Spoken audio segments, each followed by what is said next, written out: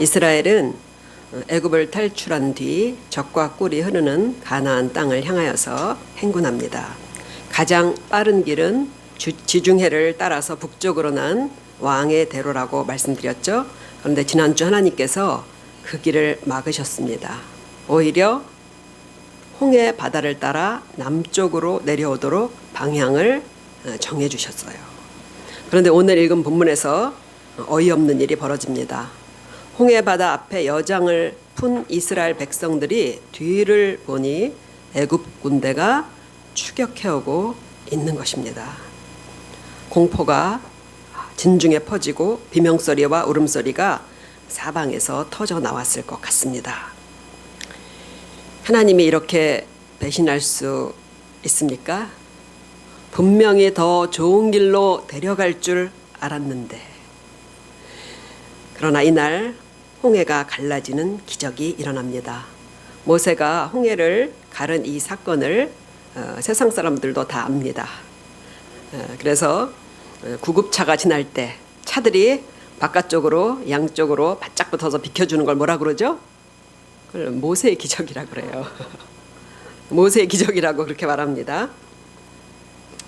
홍해를 가르고 바다를 건넌 이 신비한 사건은 구원 여정에 있어서 아주 중요한 내용들을 담고 있습니다. 자연의 법칙을 초월한 기적, 또 의문이 많은 사건들은 구원의 중요한 이치와 관련이 있습니다. 오늘도 하나님께서 귀를 열어 우리에게 큰 은혜를 주시기를 간절히 기대합니다. 먼저 이 큰 기적이 가리키는, 우리가 이제 구원의 여정에 대해서 배우고 있잖아요. 구원의 여정에 담긴 진리는 무엇일까를 우리가 먼저 이해를 해야 됩니다. 성경에 있는 모든 사건들을 다 구원의 원리에 맞춰서 해석을 할 필요는 없어요. 그런데 성경 자체 내에서 구원의 원리로 해석한 부분이 있다면 그것을 우리가 우선적으로 알아야 합니다. 그래야 3,500년 전 팔레스타인 지방에서 일어났던 일이 지금 내게 실효성 있게 적용이 될 수 있어요. 억지 적용이 되지 않는다는 것입니다. 오늘 홍해를 가르고 200만 명이나 되는 이스라엘 민족이 건너간 사건을 신약성경 고린도전서 10장 2절에서 바울 사도가 이렇게 해석을 합니다. 그들이 모세에게 속하여 다 구름과 바다에서 세례를 받고, 그러니까 홍해 사건을 뭐로 본다는 거예요? 세례로 본다는 거예요. 그러니까 민족의 집단 세례가 되는 거야. 이게 우리의 구원의 여정에도 뭐가 들어가죠? 세례가 들어간다는 거죠. 들어가잖아요. 세례는 사람들이 정한 그런 교회 전통이 아닙니다. 예수님께서 모든 민족으로 제자를 삼아 아버지와 아들과 성령의 이름으로 세례를 주라 하신 대로 하는 거예요. 홍해를 세례로 보는 것은 오늘날 교회 시대의 성도들이나 구약 시대의 성도들이나 반드시 뭐가 필요하다는 거예요? 세례가 필요하다는 것을 뜻합니다. 그렇다면 세례가 뭔지, 세례의 의미가 무엇인지가 오늘 홍해를 건너게 하신 이유를 정확히 알 수 있는 열쇠가 되는 거예요. 세례가 열쇠인 거예요. 오늘 이 홍해를 건넌 사건이 단순히 길이 막혀서 갈 길이 없어서 바다를 열어서 건너게 하신 건 아닐 거 아니에요. 그렇죠? 다 중요한 뜻이 있기 때문에 이런 엄청난 기적을 일으킨 것입니다. 성경은 우리가 왜 세례를 받는지를 이제 여러 가지 면에서 설명을 해줘요. 여러 가지 많은 의미가 있습니다. 우선적으로 세례는 죄를 회개하는 행위예요. 자기의 죄를 어떻게 한다는 거예요? 시인하는 것입니다. 본래 세례는 강물에 완전히 몸을 잠겼다 다시 일어나는 침례 방식이었어요. 이런 세례는 죄인으로 살던 내가 물에서 빠져서 죽고, 그리고 하나님을 섬기는 그런 나로 다시 태어났다는 사실을 그런 방법으로 표현하는 거예요. 표현하는 방식인 거예요.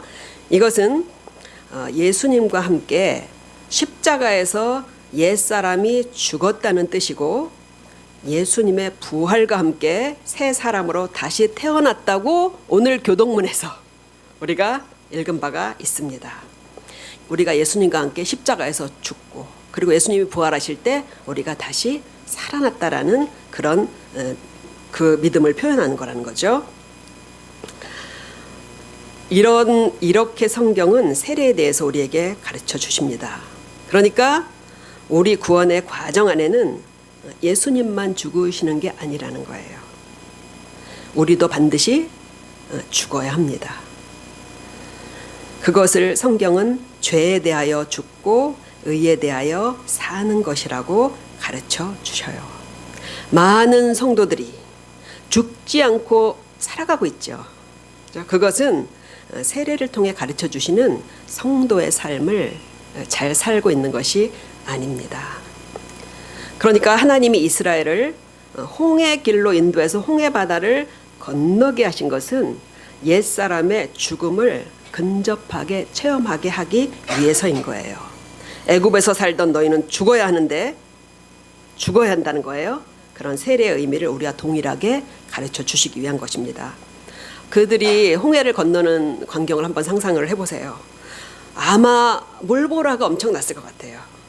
홍해의 물보라를 온 몸에 맞으며 좌우에 넘실대는 물기둥, 그 사이를 정말 황급히 걸어갈 때 누군들 죽음의 두려움을 느끼지 않았겠어요. 저 물이 언젠가 엎어진다면. 실제로 그들이 홍해를 건넌 뒤 돌아보니 애굽의 군사들은 그 물에 휩쓸려 죽어 있었어요.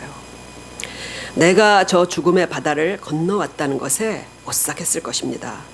당시 이스라엘 사람들은 저 홍해에 이런 세례라는 구원의 단계가 담겨 있다는 것을 알았을까요? 몰랐을까요? 몰랐을 거예요. 몰랐을 것입니다. 그러나 죽음과 같은 홍해 바다를 통과하여 세례의 의미를 우리와 비슷하게 인식하게 하시려는 하나님의 뜻이 거기에 있었다는 것입니다. 예수님을 믿기 전에 본성대로 살았던 옛사람, 옛사람이라고 하죠. 옛사람이 죽는 것이 홍해이고 그것이 오늘날 우리가 받고 있는 세례입니다. 홍해에서 나오는 순간, 세례를 받고 일어나는 순간, 그 순간은 이전의 내가 아닌 새 사람이 되는 것이에요. 예수님이 세례를 받고 올라오실 때 어떤 일이 일어났죠? 성령이 비둘기같이 임하여 내려오셨죠. 그 의미 중에 하나가 성령으로 거듭나는 이치를 시각적으로 우리에게 알려주시는 거예요. 너희가 죄를 회개하고 주 예수의 이름으로 세례를 받으면 무엇을 선물로 받으리라? 성령을 선물로 받으리라. 우리 안에는 이전에는 없었어요. 예수님의 생명과 그리고 예수님의 성향이 우리 안에 새롭게 생기게 된 것입니다.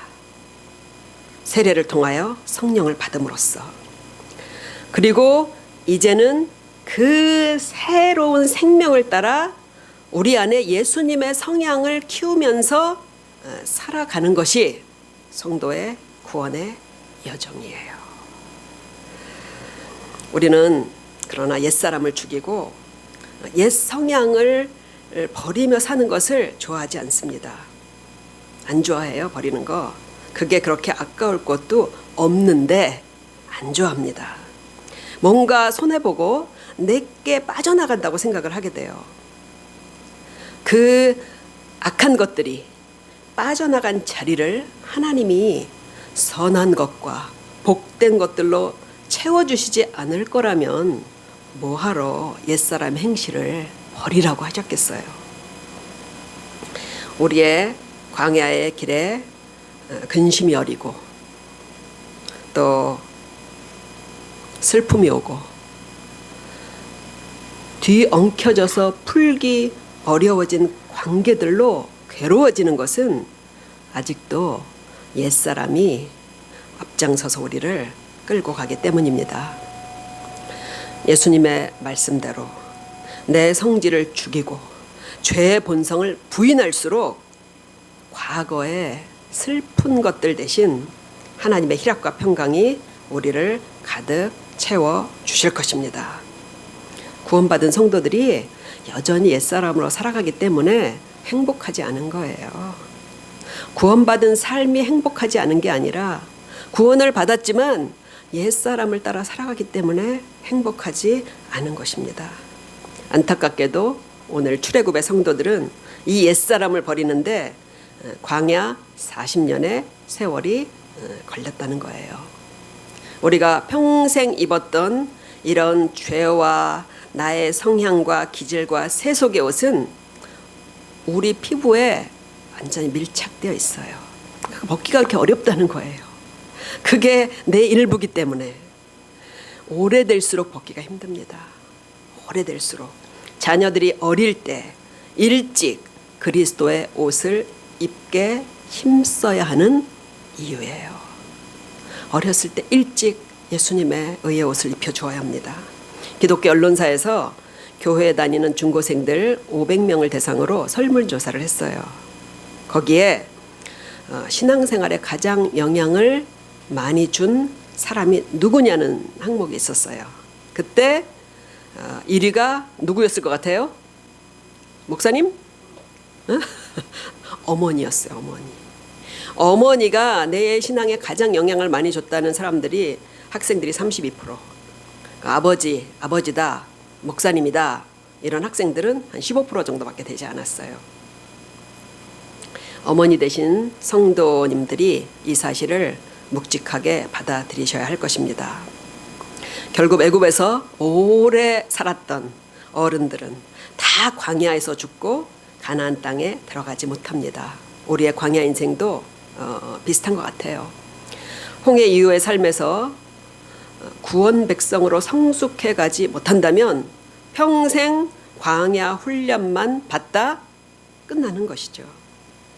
심지어 히브리서에서는 이들의 광야 40년 역사를 예로 들어서 우리에게 경종을 울립니다. 히브리서 4장 1절을 보면 그러므로 너희는 두려워할지니 그의 안식에 들어갈 약속이 남아있을지라도 너희 중에 혹 미치지 못할 자가 있을까 함이라.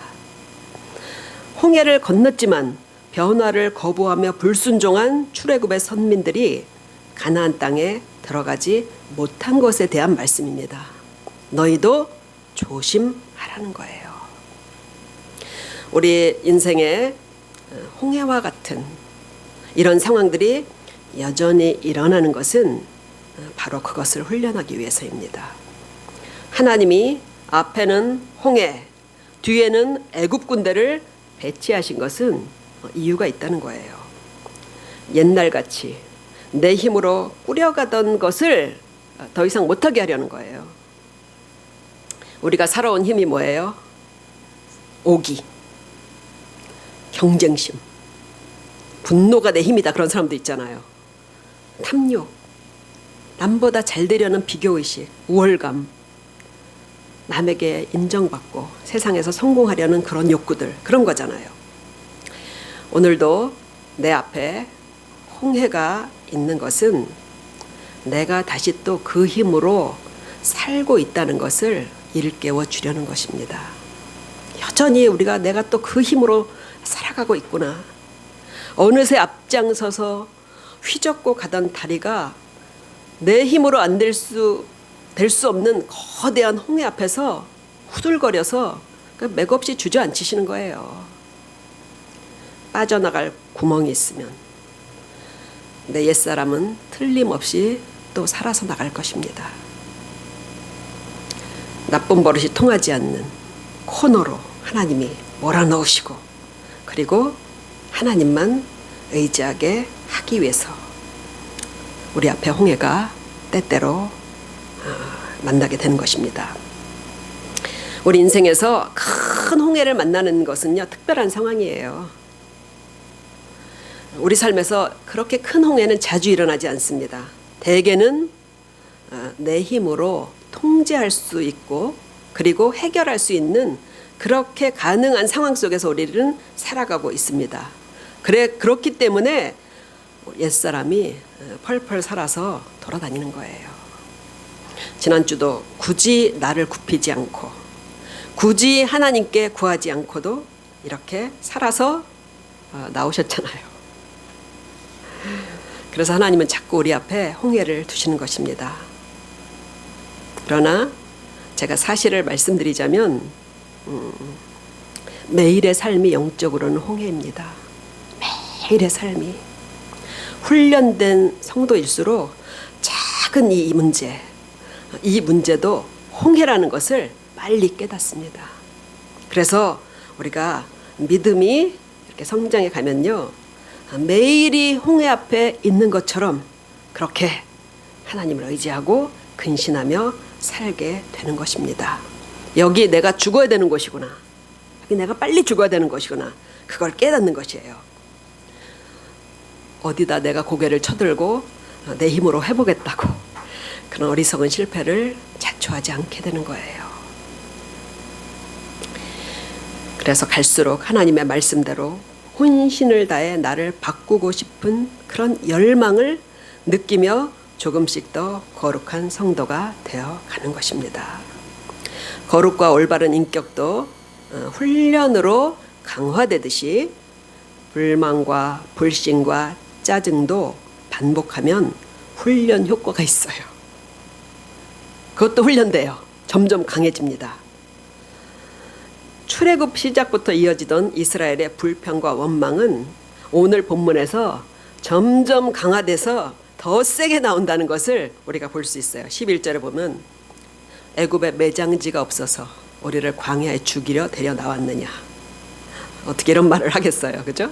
12절을 보면 이럴 줄 알았다 내가. 그렇기 때문에 처음부터 애굽 사람이나 섬기며 산다고 하지 않았느냐.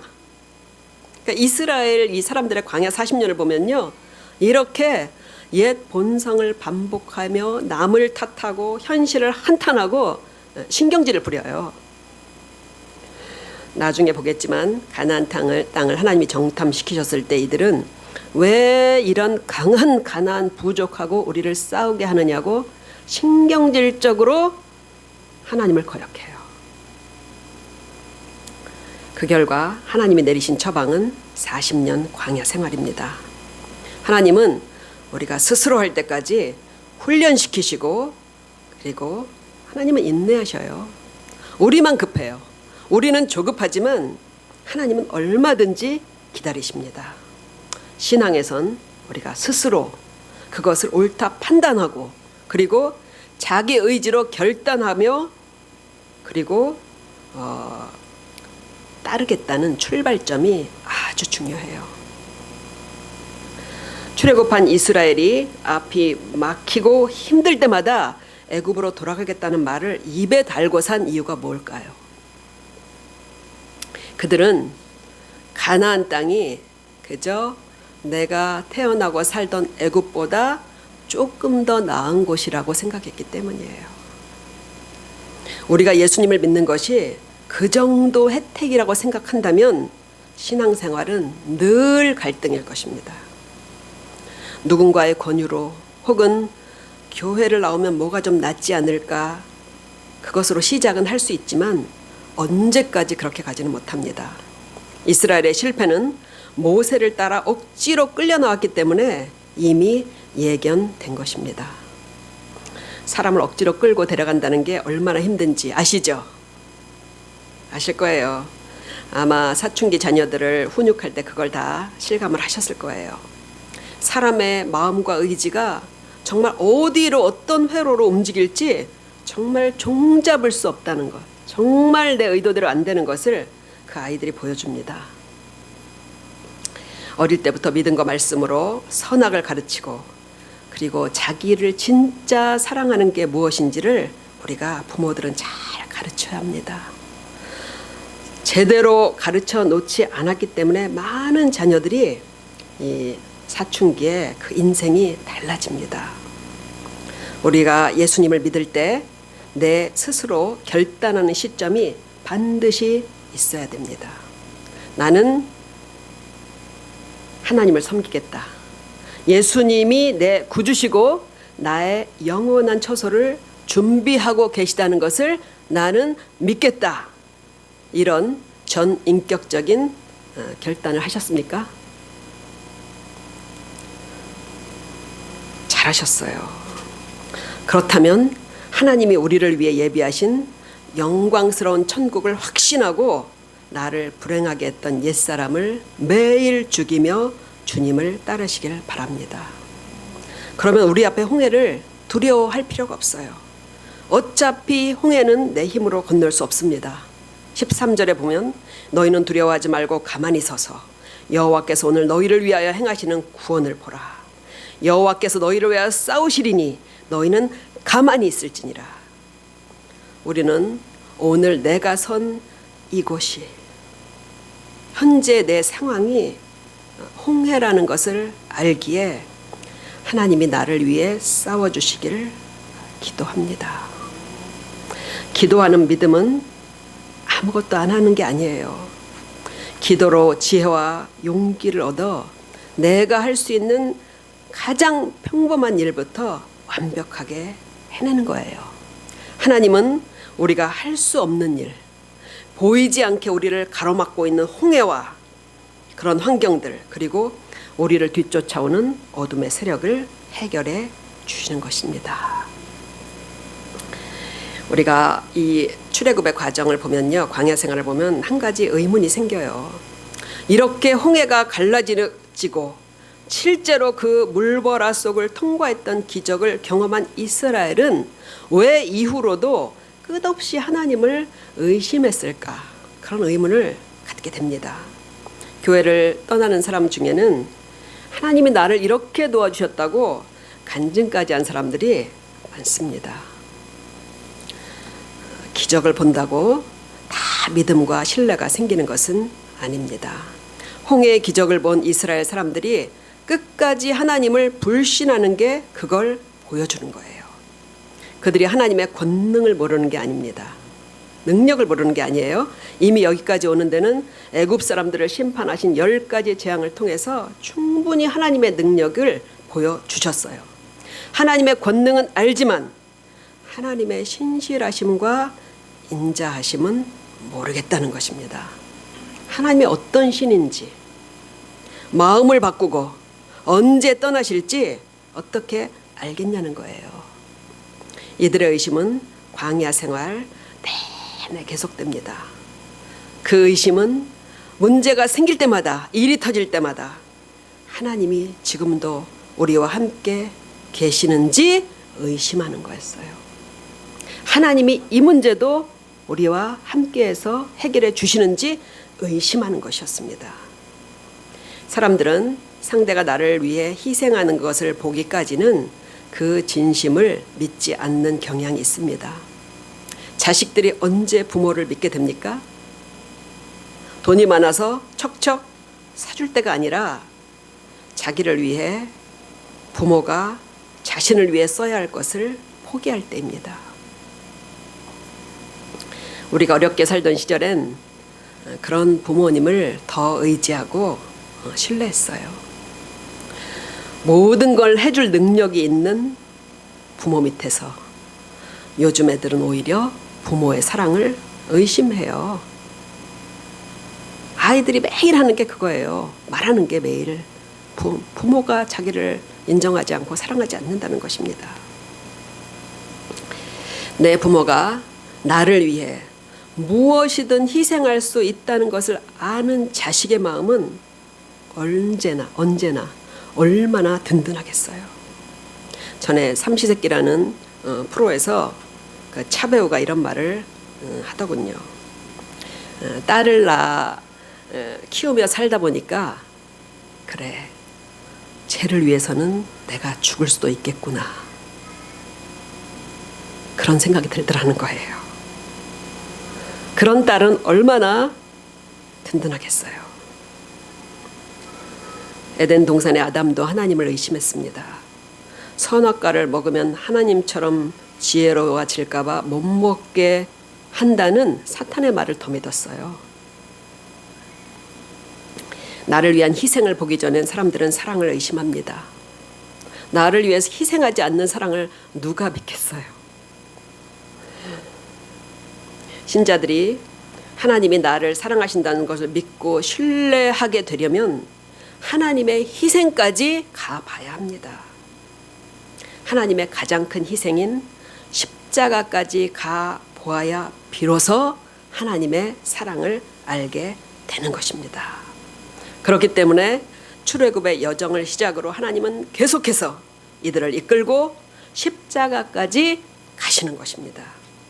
시내산에서 피를 뿌리는 언약식을 하고 죄를 속죄하기 위한 제사법을 주시고 유월절을 지키게 하시고 그렇게 이스라엘을 이끌고 예수님의 십자가까지 끌고 가시는 것이죠. 대개의 성도들은 그 십자가의 희생과 사랑을 홍해 앞에서 깨닫게 됩니다.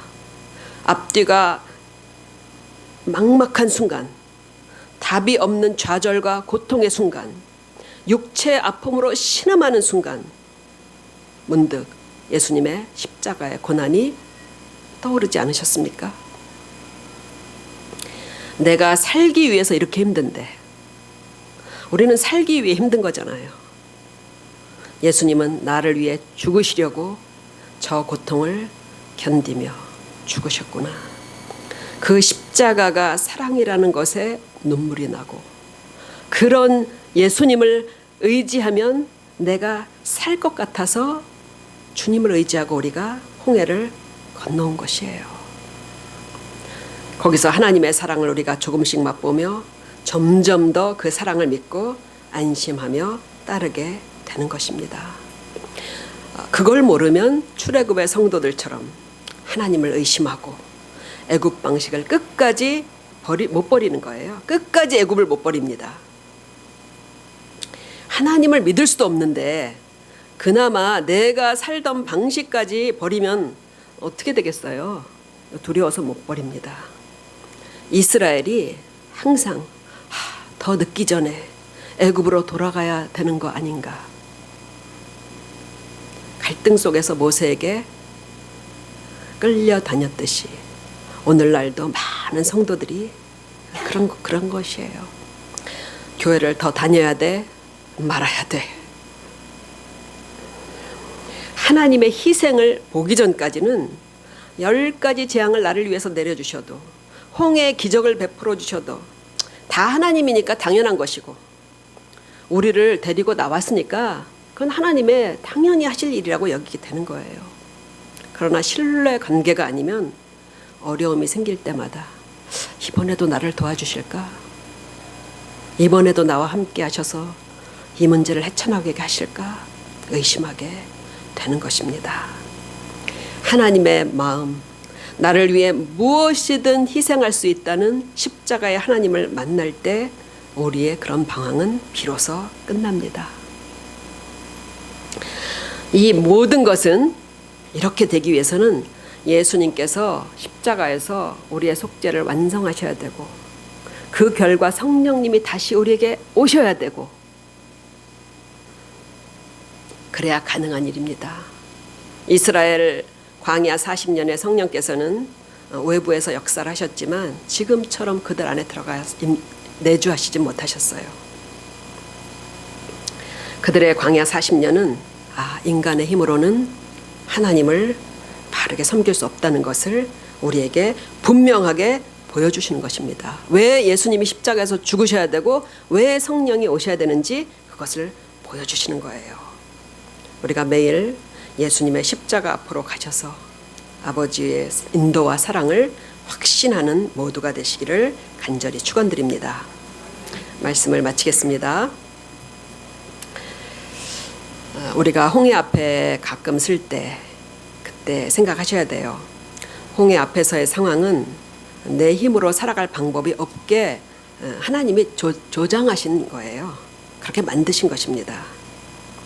차라리 우리 눈에 더 나아 보이는 길은 지난주에 우리를 가로막으셨던 블레셋 사람들의 길일 거예요. 그 길에선 적어도 내가 힘이라도 좀 써보고 칼이라도 한번 휘둘러보고 도망갈 퇴로라도 열려 있었습니다. 그러나 하나님을 따라와 보니까 앞에는 홍해, 뒤에는 무장한 무적 군대로 포위해 놓으신 거예요.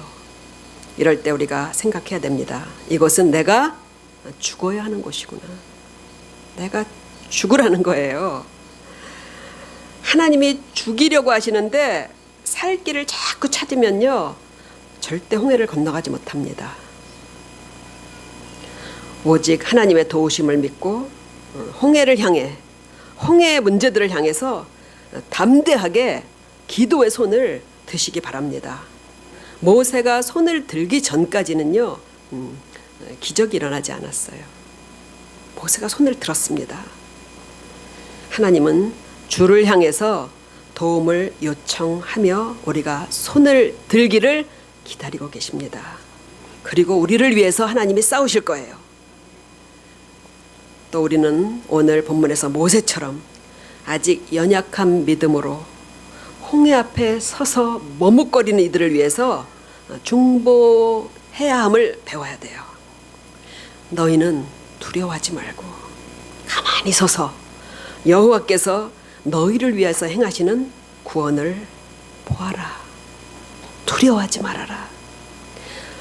정처 없이 흔들리는 내 자식들 앞에서, 불안에 떨고 있는 연약한 성도 앞에서 이렇게 든든한 믿음의 중보자로 다 성장해 갈 수 있게 되기를 간절히 축복드립니다. 홍해에서는요, 배워야 할 것이 아직 많이 있어요. 홍해의 기적은 과연 사실이었을까의 논쟁, 또 누군가를 시험에 빠뜨리게 하는 애굽 군대의 멸망, 왜 저들을 물속에 수장시켰냐는 것이죠. 이 문제로 시험 드는 사람들이 많아요, 의외로. 이런 것들을 우리가 다음 주에 계속해서 살펴보도록 하겠습니다.